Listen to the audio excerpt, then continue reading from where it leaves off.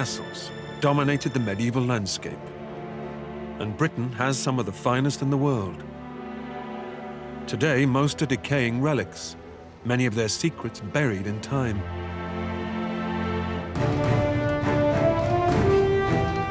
Now, historian Ruth Goodman and archaeologists Tom Pinfold and Peter Ginn are turning the clock back to relearn the secrets of the medieval castle builders. This is the ultimate in medieval technology. The origin of our castles is distinctly French, introduced to Britain at the time of the Norman conquest of 1066. 3, 2, 1, tirez! Here in the Burgundy region of France is Guédelon Castle, the world's biggest archaeological experiment. A 25-year project to build a castle from scratch, using the same tools, techniques, and materials available in the 13th century. It's a lot of hard work at the coalface, because this is industry. For the next 6 months, Ruth, Peter, and Tom will experience the daily rigors of medieval construction. Drop down. Yeah. Yep. And everyday life. It's looking pretty good, you know. How workers dressed and ate. You can really smell your food, Ruth. And the art of combat. This is the story of how to build a medieval castle.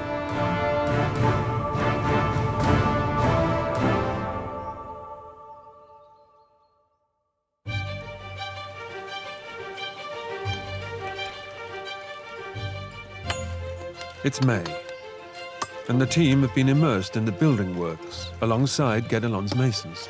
Perfect. Oh, good. Tirez! They've learned how the castle was defended in times of war.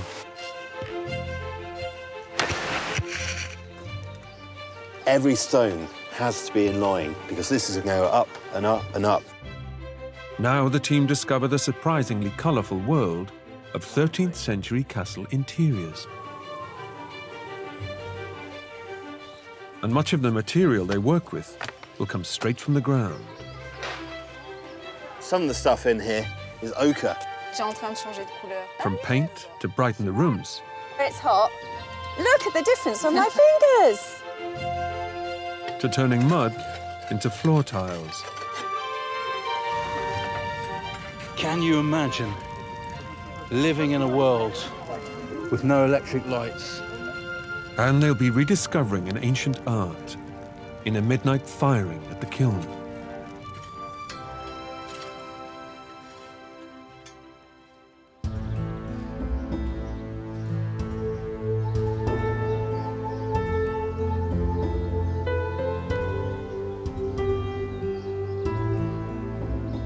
The medieval castles we're used to seeing today are scarred by centuries of warfare and weather erosion.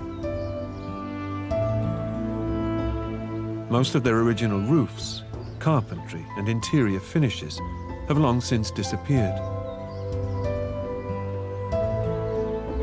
But these drab walls are a far cry from how they looked in their heyday. This is how many of us think of the interior of castles. Bare stone, echoey, damp, gritty underfoot, but that's because we're used to ruins. When they were in use back in the 13th century, they were rather different. You have to imagine tiled floors and plaster on the walls, perhaps painted, whitewashed, and then hangings of fabric over the top, filled with furniture. And that too is covered in fabrics, cushions, all sorts. An entirely different beast.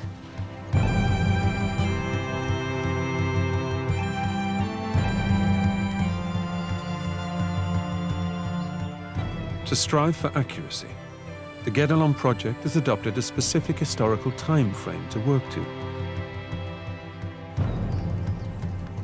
The castle is being designed and built as it would have been in the France of the 1230s and 40s, during the reign of King Louis IX.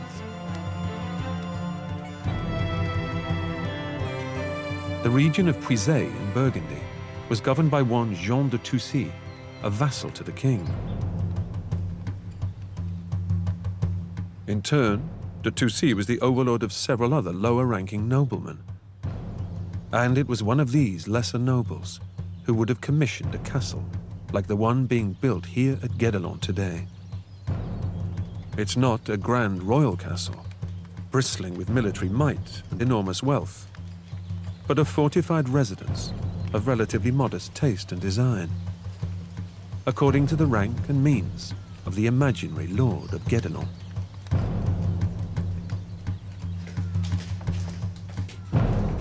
The team, along with site administrator Sarah Preston, are exploring some of the key rooms and quarters within the castle to find out how the interiors are being dressed. This is the castle's Great Hall. Great is the word. So this is very much the hub of castle life. It's a dining hall, it's a banqueting, feasting hall. I mean, this room is a statement of power and prestige, isn't it? Absolutely, which is why it's important to bear in mind, of course, once it's finished, we won't have these bare stone walls. The Great Hall was the political and business hub of castle life. This was where the Lord held court, receiving his tenants and listening to their concerns and grievances. With many of the social rituals of the day being held here, it was important for the interior design to show off his wealth and status to invited guests. Over the next few years, the Great Hall at Guédelon and the Great Tower adjacent to it will be dressed in the style of a 13th century lord and his lady.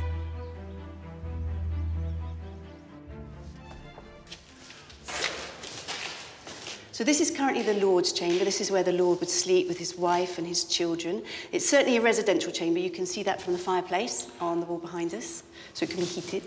That's not true of all the rooms in the castle. The stone walls are rough, uneven and drafty, but they would have been dressed and painted. Peter and Tom are going to be painting and tiling some of the castle's indoor spaces, while Ruth makes paint. So this is the storeroom. But first, Sarah takes her to the already decorated kitchen under the Great Hall. But eventually it will have a render applied and then a lime wash to make it much whiter and brighter. Come and have a look.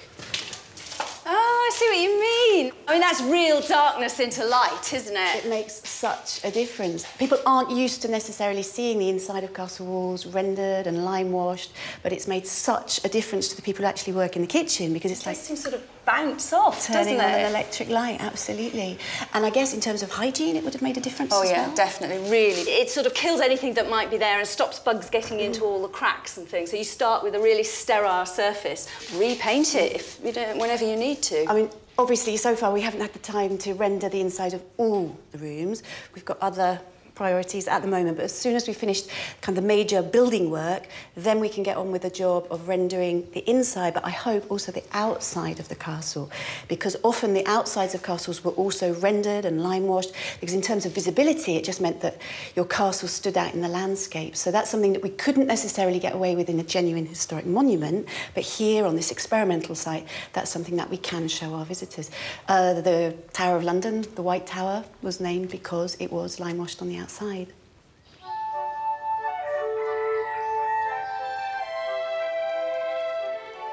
The tower nearest the quarry, known as the Quarry Tower, would have been a guard room or shooting gallery. Even this would have been brightly decorated. The boys have been tasked by stonemason Fabrice Mangot with rendering the interior wall with lime mortar, the medieval equivalent of plaster.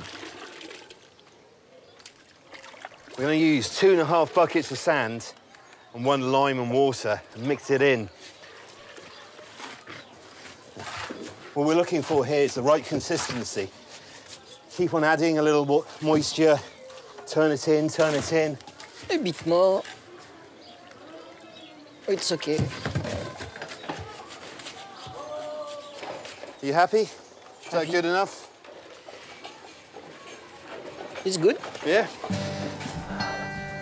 Cosy workspace. Fabrice demonstrates how a medieval wall is rendered. Put some water. We're not drenching it though, are we? Just dampening the stone. If you don't put water, mortar, It just won't stick. Right. okay? Archaeological research has revealed that rendering wouldn't have been applied in several smooth layers, but with a single rough coat, using a technique similar to spreading butter. Interesting technique, isn't it? Keeping the board close to the wall, pushing the render up. You understand? Shall I go first? You want to try? Yeah, give it a go. Let me get it wrong. Yeah, I'm going to learn from your mistakes, my friend. So to do a turret like this, how long do you think it would take? 2-3 days. 2-3 days. That's 10 days for you, For Tom. two masons. At least 10 days for me. Good luck. We'll need it. See you later. As the lime mortar is relatively porous, it will draw out any dampness in the wall, and so help to preserve the masonry underneath. It's interesting, isn't it, that we're only putting on one coat, that butter coat. But this is an established practice, isn't it? You always think when you go to the ruined castles in the UK or around Europe, these bare walls are what they were looking at.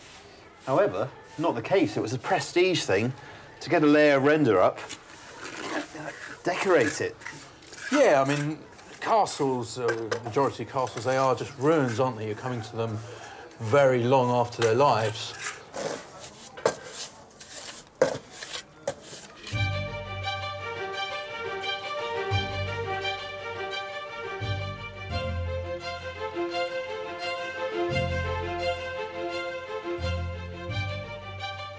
The medieval manufacture of tiles for castle roofs and floor spaces was an industry in itself.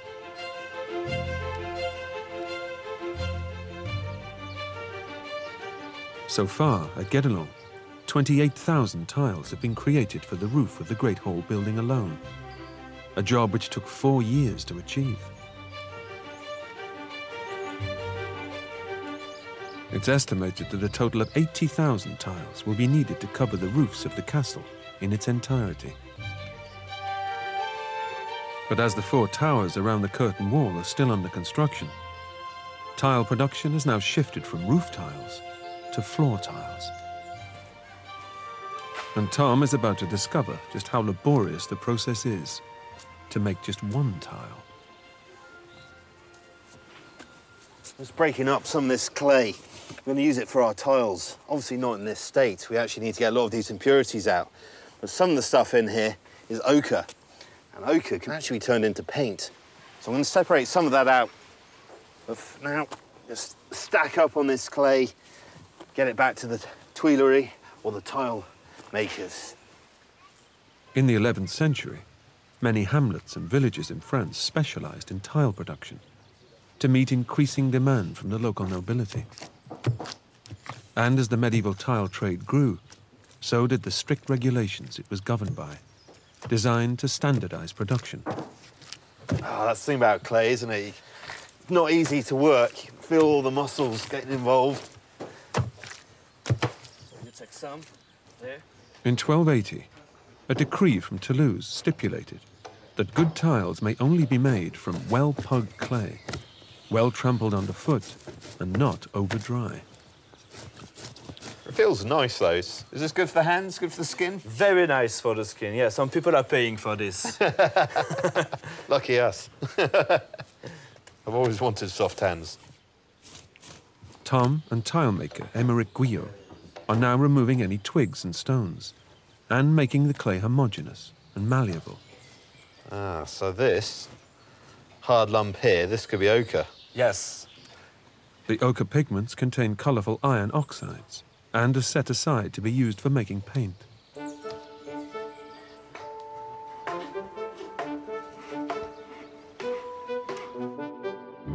An integral feature of castle design were the toilets. They were known as garde-robe, the French word for wardrobe. Clothes would often be kept inside them, because it was believed the smell of ammonia from urine kept parasites at bay. Garde-robes were often built out of the castle walls to allow the waste to drop down through the hole to the ground or moat below. Guédelon keeps a wooden grill over the holes to dissuade any modern-day visitors from attempting to spend a penny.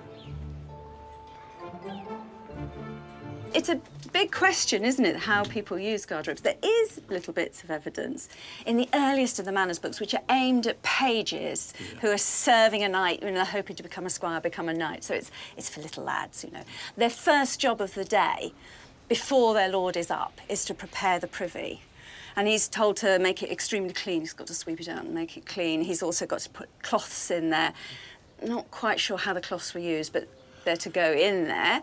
And sweet-smelling herbs. Yeah. So that it's somewhere comfortable and pleasant to be. So at least for those at the very top of society, going to the toilet ought to have been quite a nice experience.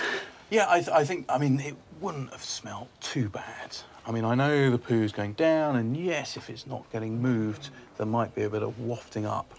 But those herbs would certainly have taken the edge off. And there is, of course, the question of toilet paper. There is. I mean, many people think leaves and moss, but let's face it, deforestation.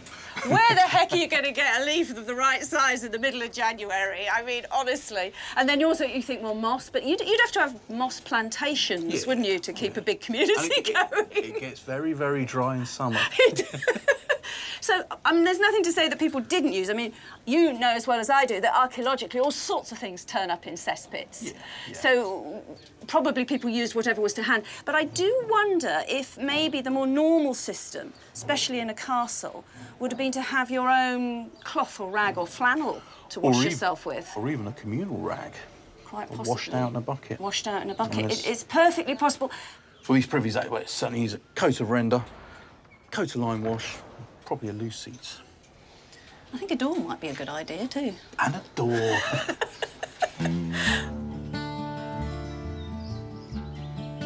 So you have to take some, this finger's grease is dripping. You have to take it on your finger like this, and that's for cake. You put it inside.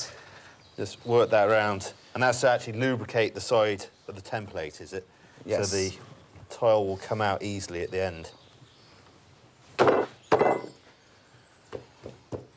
So I like to start with hand because you can feel all the corners. It's very important to have good corners in a tile. If not, the masons are really not satisfied to work. It's very hard for them. We don't want to upset the masons. No, don't do that. So you can use this as well. Right. When you think the corners are okay, you can just finish with... Right, so... But you're not just hitting it, are you? Sort of looks like you're rolling a bit there. Yeah, a little bit. If you like do it like this, right? Okay. You see. So okay. It's almost like you're twisting it off as you make contact. That's what's happening with you. With me, it's kind of in between, I think. New tool. New tool. You use this one like this and try to get something very flat.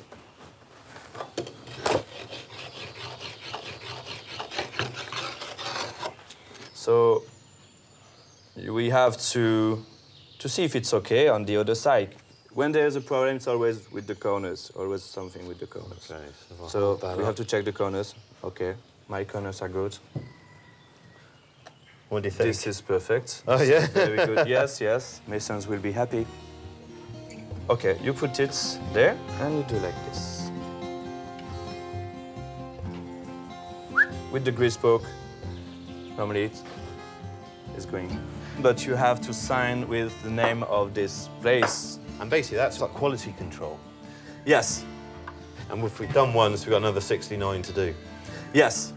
Go back to work.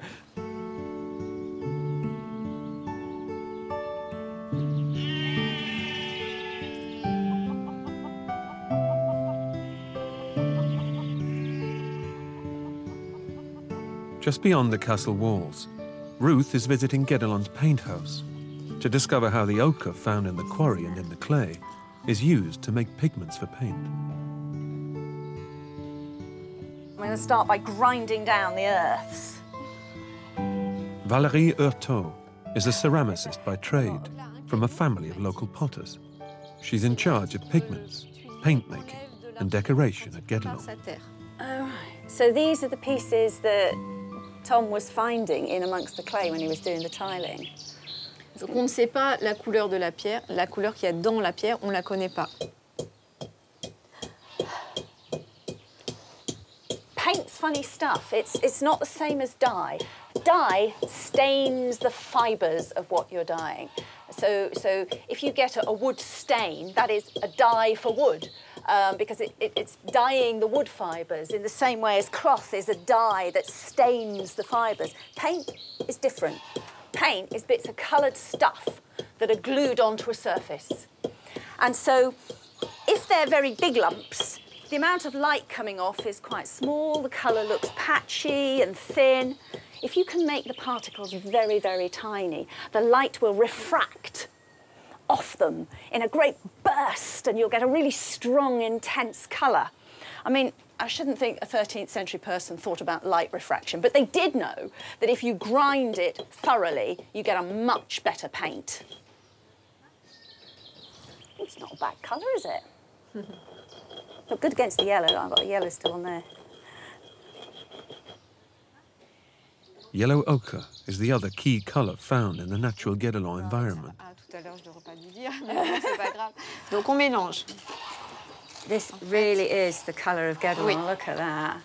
When you're around here, everything's this colour, absolutely everything. That is the dust that we breathe in whenever you go anywhere near the castle. It's what grinds underfoot. It's the, you know, just look at the place. This is the colour of the ground.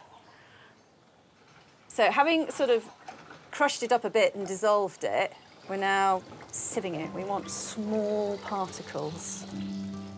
As the mixture settles, the heavier ochre particles fall to the bottom, and the remaining liquid is left out in the sun to dry.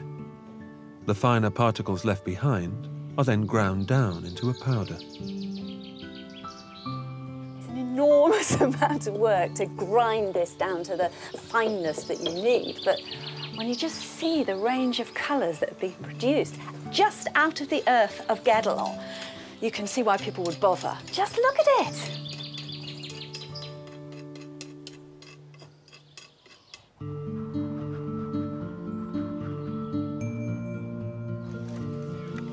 Out in the castle courtyard, Peter and Philippe Delage, known to his fellow craftspeople as Gandalf, are mixing lime wash, made with 1 part lime and 1 part water. What is that in French, lime wash? Lait de chaux. Lait de chaux? Yeah. Oh, milk of lime. How can you tell it's good consistency? There's more on the Oh, it's really good. Is that's good? Yeah, that's good. Oh, should be enough. Yeah. I'll grab that bucket. Yes. Come on. Up the tower. Peter heads towards the Lord and Lady's bedchamber in the Great Tower to brighten things up in the garderobe.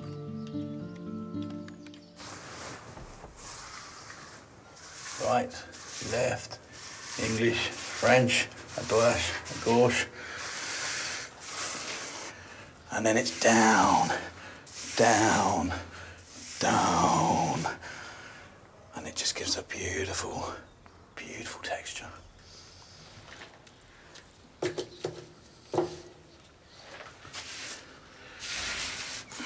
I know at Guédelon there was a massive debate as to whether, you know, they should leave the stones, the walls bare, because all this work had gone in by the masons to put the stone there. And they say if you cover it up with mortar, with render, and paint it with lime wash, the public won't see it.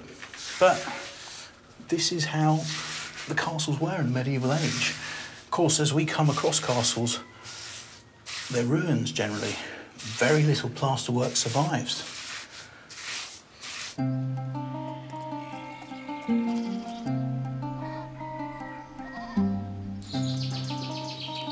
Ruth and Valerie experiment with a bit of 13th century chemistry. So this is the local yellow ochre earth. Oui, oui. And we're cooking it... Parce qu'il va devenir rouge. Because we're trying to turn it red. Oui. It's quite exciting, isn't it, that this just comes out of the ground all yellow. And you can get this range of colours. Là, il est déjà Il est déjà en train de changer de couleur Oh, sur le bord. Yes, you're right. I can see. There, where it's hot. Look at the difference on my fingers. Yellow ochre is a hydrated iron oxide, known as limonite. As it's heated over the fire, some of the limonite turns into hematite, turning the ochre into rich, darker shades, such as burnt sienna and burnt umber. Pigments like this are really ancient. Right across Europe, if you think of those cave paintings right at the dawn of human history, this is the sort of paint that they were using to make them. And if you think of Britain, the Picts, those people are known or described in the ancient Roman texts as being covered in red paint, the red men, and the Irish talk about it too. It seems to have been a really Celtic thing to do, to paint yourself in red and yellow ochres. Vraiment rouge. Oh, look at that.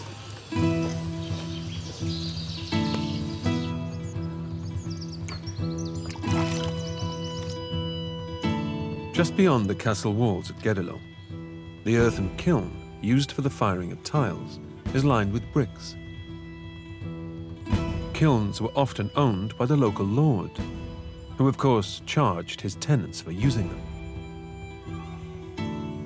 In the 13th century, regulations governing the work of local tilers in and around Toulouse specified not only the consistency and dimensions of the tiles themselves, but also the size of the kilns used, and the number of tiles permitted to be fired in any one firing. Guédelon fires 4,000 tiles at a time. Bruno Faval is the chief tile maker at Guédelon, and he and his team have presided over 15 experimental firings during the past 9 years. Each firing has enabled them to improve and finesse their techniques.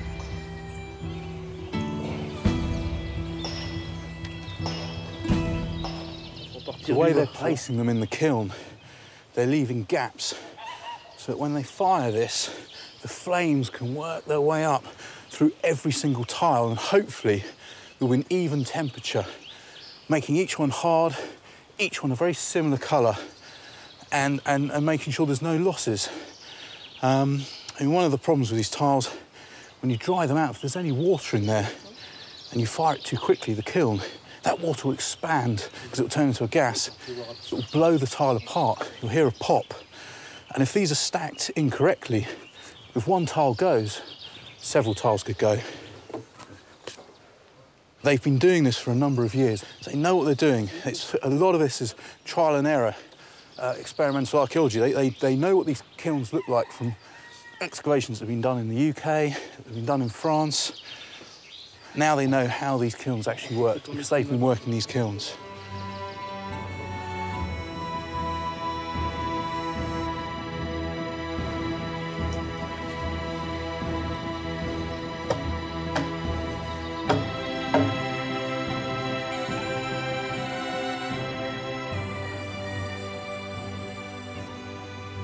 Out in the peace and quiet of the forest, Ruth is making an essential tool for applying her medieval paint. So if I'm actually going to be able to paint anything that looks like something, I'm going to need a decent brush to do it with. So I went and found some badger hair. Well, I'll be honest, there was some roadkill, so I shaved it. I know it sounds a bit of a weird thing to do. So I shaved it as close to the skin as I possibly could in order to keep the hairs all as they grow naturally in order. So when I sort of grab a little tuft of it here, if I sort of try and separate a bit out. And what I want are these long, straight hairs that are what helps a badger shed water. The hair is designed to move water, which is why it makes such great brushes. I'm going to glue those hairs in place so they don't move during the next bit of the process. The glue Ruth is using is gum arabic, hardened sap from the acacia tree, mixed with 4 parts water. Gum arabic, of course, is water-soluble, so I'll be able to just wash it out of the brush at the end. And can you see how that's coming together now as a point? That's exactly what I want it to do as a finished brush. if you look at a modern paintbrush, there's a sort of metal bit between the hairs and the stick. The 13th century, I'm not going to mess around trying to make a metal ferrule. You just do something much, much easier and cheaper. You go and get yourself a feather. Because if you think about it, if I cut that bit off and I cut that bit off, I've got a ready-made tube. I can take a little bit of thread and bind my hairs. Just whipping them into place. As tight as I can manage. And I've got a nice, firmly held little paintbrush head, which I should be able to poke through. There we go. You can see how firmly that's in there now. See? Paintbrush head. All I need now is jam a stick in the other end. Done. That looks like it'll work, doesn't it? The pressure's on at the tile kiln. The 13th of May in medieval France was regarded as the day of the holy ice. It was believed to be the last day of spring in which a hailstorm would occur, sent by God as a sign of his omnipotence before the arrival of summer. And as hail often turns quickly to heavy rain, that could have disastrous consequences for the fate of this batch of tiles. This firing has already been held up for several days, owing to heavy storms. And once again, dark clouds are looming overhead.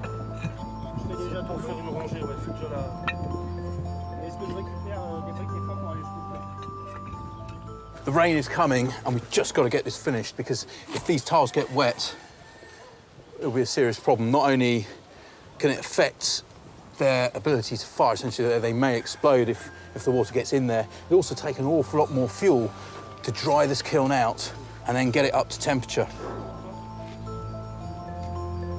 Medieval tile makers would probably have used mud, earth or wooden boards to weatherproof the tops of their kilns. But for reasons of practicality and efficiency, Guédelon relies on sheets of 21st century corrugated iron. There isn't a moment to lose. Here it comes, the holy ice. The hail. The last time of the year you'll get hail, and almost as if on cue. As feared, the hail quickly turns into a downpour. The kiln will remain covered for several days to allow the soil around it and the wood required for firing time to thoroughly dry out. Only once Bruno has assessed that the ground and climate conditions are optimum will the firing finally take place. Good work, Peter, good work. And at this rate, it may have to be postponed for several more days yet. Glad I've got a poncho, Tomo.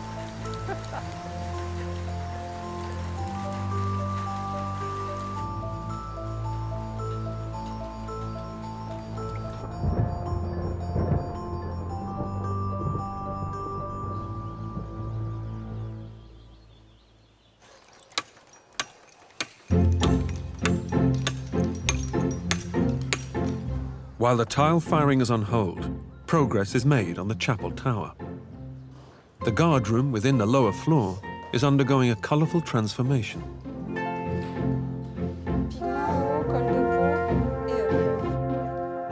Valerie and her colleague Aurélie Paillard are using the Guédelon ochre to paint a design on the walls known as fictive masonry. This was a popular style of artwork among the nobility and royalty throughout Europe in the mid-13th century.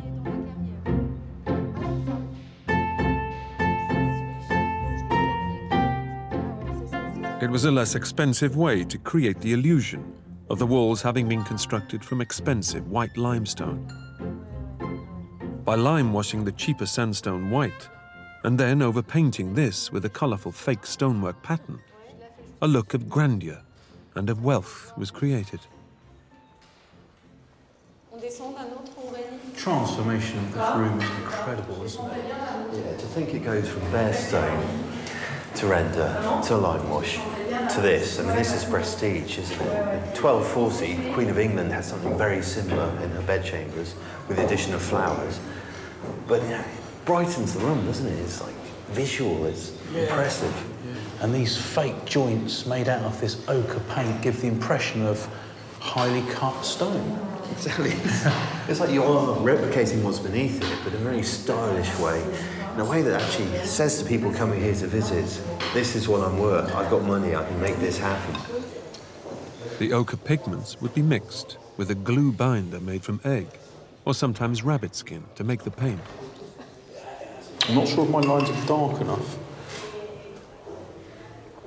Uh-oh. I think I top-loaded my brush a little bit too much there. It hasn't run. That's the danger, isn't it? Too much pigment on your brush. Yeah, do you want to touch up that bit there, and then I'll nip in there?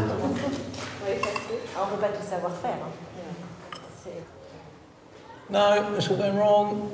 It's going wrong. It's looking awful. Hideous. Yeah. Well, I've seen worse. Well, I know, but, you know, you should put yourself down. Oh, no. En plus,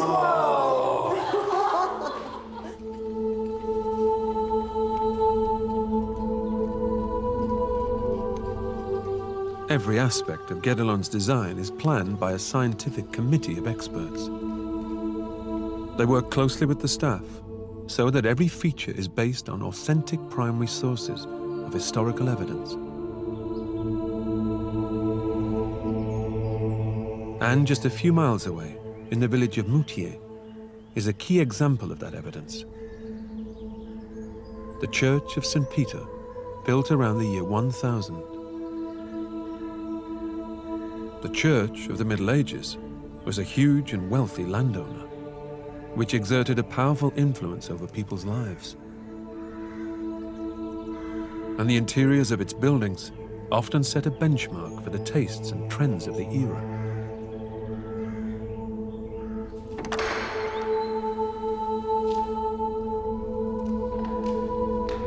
In the early 1980s, the white distemper covering the interior walls started to crack and peel, This is amazing. uncovering a fascinating medieval secret. Everywhere. A painstaking conservation over the next 10 years revealed these stunning ochre murals from the 13th century. They've provided Guédelon with an authentic and illuminating resource from which to draw inspiration for the interior decor of the castle. This is the panel that we're particularly interested in terms of the work we're doing at Guédelon. Right. It's amazing. You can pick out there, you can see the frieze. Yeah.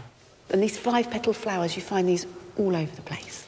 Very pop art, but it's pure 13th century. Of course, the church would have been absolutely central in people's lives. Everyone locally would have had to have come to this church. So the paintings on these walls aren't just decoration. They are here to tell stories. They can be read very much like a cartoon strip. Right. It's almost the entertainment of the age. The biblical story just laid out in scenes. And I like the way that the artists have also taken the opportunity to retell the story in their way. If there was any kind of friction between them and the church, look, we've got Eve here, sashaying away, being very cheeky, giving the wink to Adam, just behind here. They have a wink. We can't see what happens behind the pillar, and then afterwards they've got a harvest and a child. So I wonder what the reaction was, because presumably the villagers would be in on the joke. Only we knew.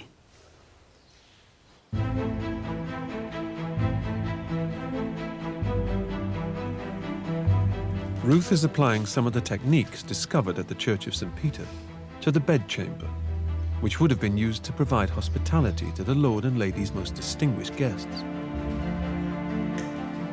It's the most highly decorated room in the castle so far, and Ruth is using the burnt red ochre paint to restore the rose motifs in the window seat.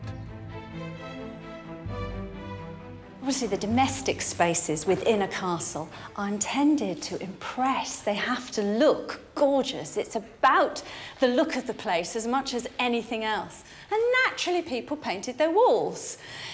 It's not a church. This isn't about religious storytelling.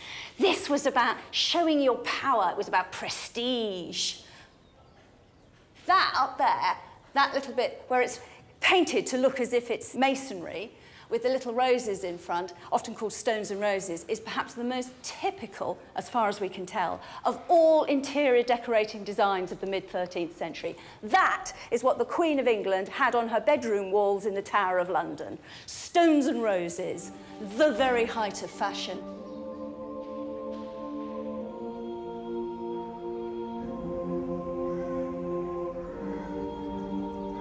Back at the Church of St. Peter in Moutier, Sarah explains how the paintings on these walls have informed the way in which Guédelon's interiors are decorated.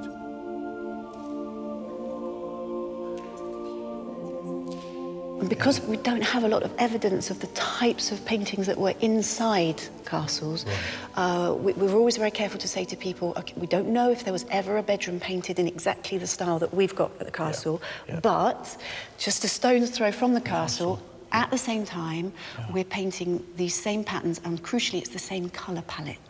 This is just like walking out of the quarry, isn't it? We've got the red ochre, the yellow ochres, the browns. I have to say, I mean, you look at the masons when they come out of the quarry and that kind of, the dust and the ochre that's on them, that is your colour palette. Absolutely. No, everything's there. So if we wanted to paint in this area with blues or greens, we'd have to buy those pigments in from further afield, and they would have been more costly. And it's interesting to see that in a church, the decision has obviously been taken not to have too much blue or green. They've used the materials that were available locally. Artwork like this just doesn't really survive in castles. Castles are generally ruins, but churches, they're such an important historical reference. No, that was certainly a challenge for us, in that we were aware that there are very few models of the types of paintings that there would have been inside castles at this time. It was a very deliberate decision not to use the human figures, because obviously these are depicting biblical stories. So we stuck very much with the flowers, the trees, the geometric shapes. But what we're wanting to do is offer people a vision of what a 13th century visitor might have seen, and to get over the fact that the castles weren't bare stone, empty places. They were decorated and they were full of colour.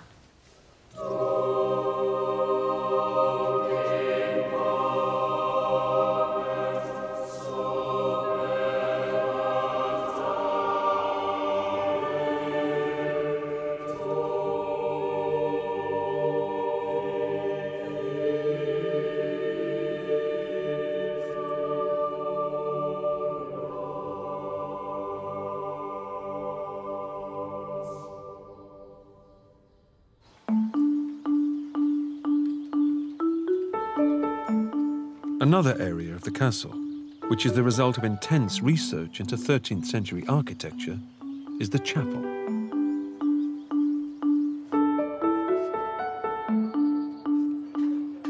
Clément Girard, the chief stone carver at Guédelon, is a highly experienced draftsman, but he's about to undertake his most ambitious project to date. Right now, Clément's doing the drawing for what will be the prestige feature of the chapel. So much so, they've actually imported a slightly less hard type of limestone that will be easier to carve. This really is precise work. I am marvelling at the skill he's got. Clément is designing a decorative piece of masonry based on a very common 13th century design found throughout France.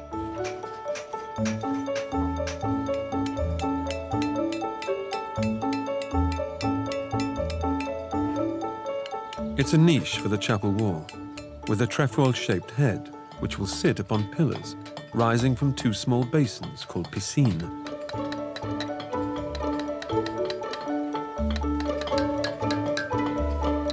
At Guédelon, white dressed limestone is used for the more decorative features of the castle. Although it's quicker to dress than the quarry's hard sandstone, it's easier to chip so great precision is required, and mistakes could prove costly.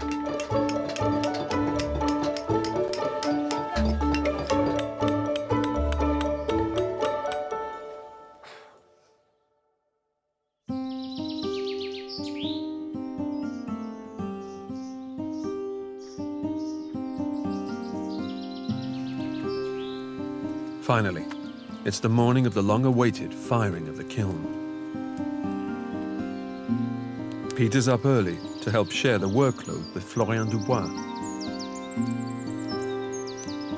The firebox in the lower chamber has been stacked with logs and twigs. And at last, the first piece of kindling is lit.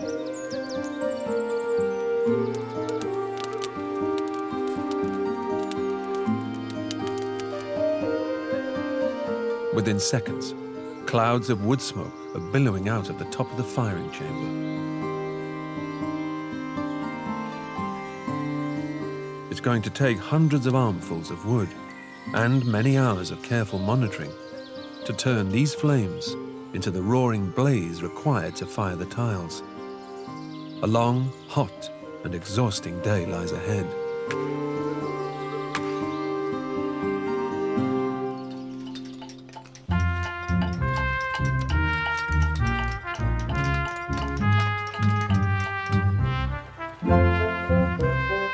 The stone carvers have completed the first part of the white limestone niche and are ready to transport it to the chapel tower.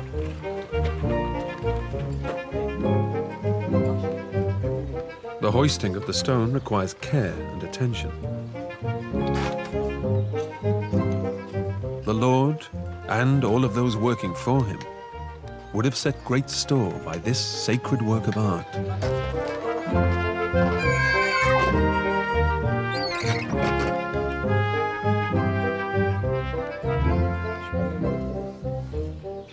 Well, for us, the significance is that this is the first real piece of religious architecture that we've got in the castle. This is the only sacred space within the castle. So we're actually standing here in the area where the altar will be. So this is the holiest place of this sacred space. Where you'd have the holy water and the oils, yeah. So this is the most delicate sculpture that we've done here. As you can see, it's a hand basin. You've seen it being dressed earlier, but you can see the two dips. Now, we had some priests visiting because we were wondering ourselves why there were these two kind of recesses. And the priests that were visiting suggested that maybe one was for washing the priest's hands before the Mass, and that the other one was then for washing the implements that had been used in the Mass. Right. What we've been told, at least, is that the idea is that all the water that is in this piscina, this hand basin, is holy water, and as such, it can't just be thrown away. All the water will actually, and we're not talking about huge amounts, but the water will just kind of filter down into the wall and stay within the walls of the chapel. The stone of the chapel itself is obviously porous. It's going to absorb that holy water and essentially make this whole space even more sacred. That's the idea. It's our mini little temple here at Guédelon. So it's been an opportunity, obviously, for the stonemasons to use different techniques. And then there was a little bit of improvisation that gave the stonemasons an opportunity to kind of have a bit of freedom of movement. You can see each column is slightly different. This is Mathieu's. You can see his mark up here on the stone. And on the other side, we've got Jean-Paul's right here.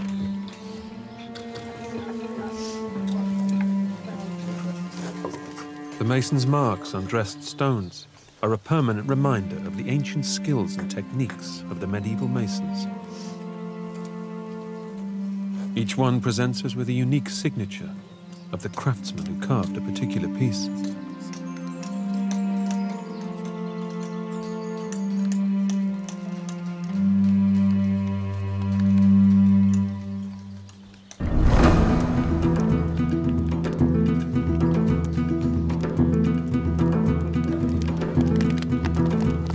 At the kiln, tension is rising.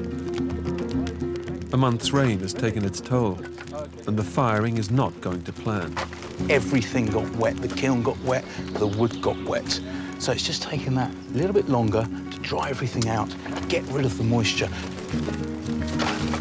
The blaze is still several hundred degrees below what it needs to be. Peter leads a frantic effort to try to save the 4,000 tiles inside. We know today the optimum temperature for successful firing is around 1,000 degrees centigrade. 13th century tilers relied on their experience, their senses, and costly trial and error. They would have been under intense pressure to get firings right. The kiln, it's just about getting up to temperature now. It's ready to really feed up, and pretty soon those tiles will be getting close to firing. But it does mean it's going to be a longer day. I mean, the sun is setting in the sky. We're going to go late into the night. A tiler's trade depended on the local nobility's trust and the reliability of his product. And the strict laws governing the standards of production were rigidly enforced. Tiles must be correctly stacked. The temperature must not be too high or too low. The heat must be distributed evenly throughout the kiln. If not, the results could be underfired, overfired, or otherwise damaged tiles. And the medieval lord would neither accept nor pay for a single substandard tile. Failed firing had serious consequences for a tiler's livelihood.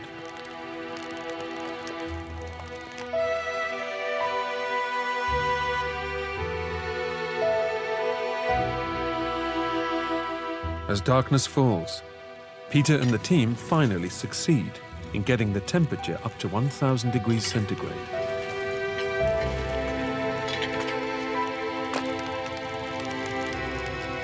We've been working since this morning without stopping, and now we are a bit tired. It was hard, but now it's at a good temperature. Right. And what sort of colours are you looking for in there? It must stay orange. If it's white, it's too much.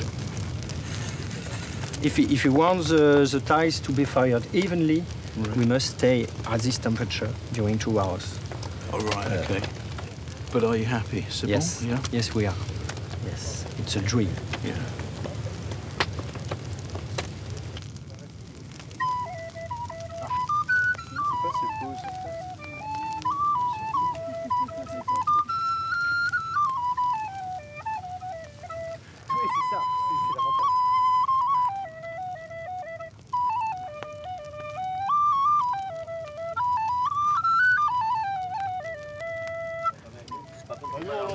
Can you imagine living in a world with no electric lights? I mean, tonight we have the stars, we have the moon, and we have the tile kiln. 4,000 tiles. They're just about to block this up with wood, and they're going to seal it in.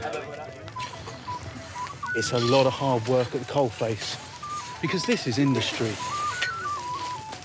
Could you imagine what it must have been like to see a castle being built of stone, surrounded by these kilns that were firing flames into that night sky? But sat back here, thinking about perhaps the hell down there, and the heavens up there, and your tiles currently in purgatory. Which way are they going to go? Have you been good? Will they be used in that castle? Who knows?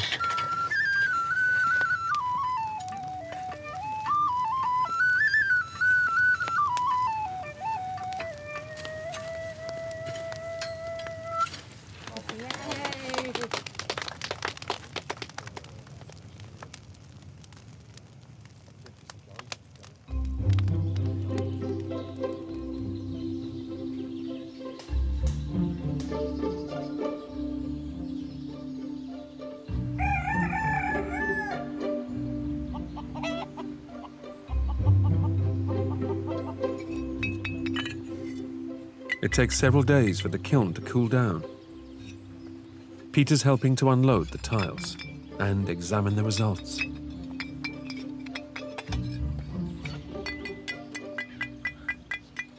Même seulement en les, regarde, en les frottant, il n'y a pas de souci. Ouais. Tac, ça c'est beau.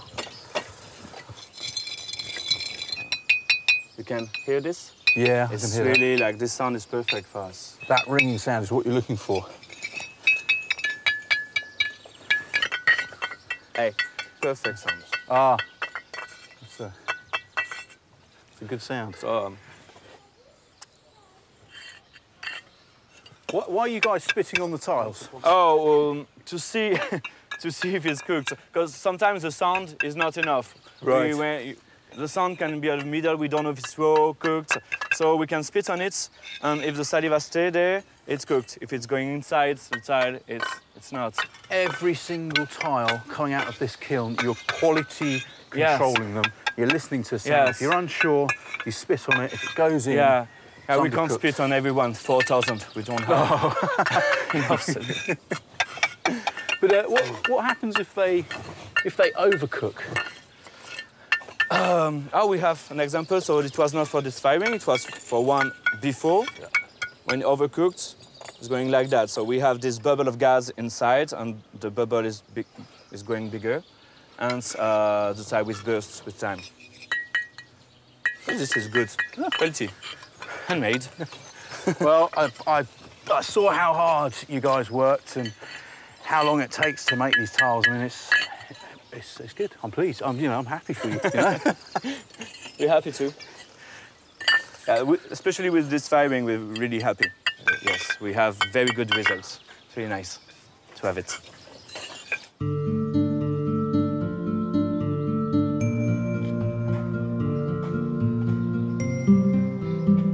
The fired tiles are now used to floor the fully rendered and lime-washed quarry tower.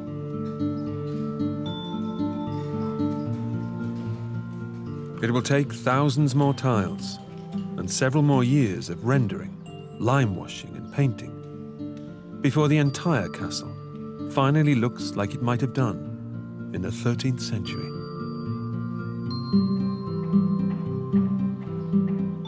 This is really starting to look like a finished castle, isn't it? You know, with the tiles and the walls all plastered and painted. It's starting to get that feel of a living space. I'll be honest, I did not appreciate how much work and effort it would take to get this stage actually happening. You know, clay for the tiles, finding the paints. But when you see it, it's unbelievable. And I really can't wait. I know it's a long time in the future yet, but for the furniture and the furnishings, for the textiles to finally arrive. Well, it emphasises that it's actually a living space and not just a defensive building, doesn't it? And moments like this, you look at this, you know, yes, I could actually sit here and relax. Yeah. It's not all about warfare when it comes to castles. Yeah. This is an entertaining space.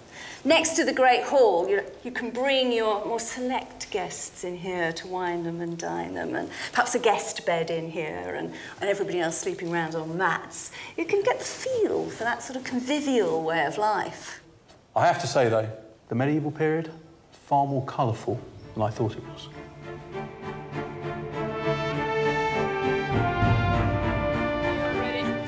Next time, the community of skills it takes to build a castle. From the blacksmith transforming metal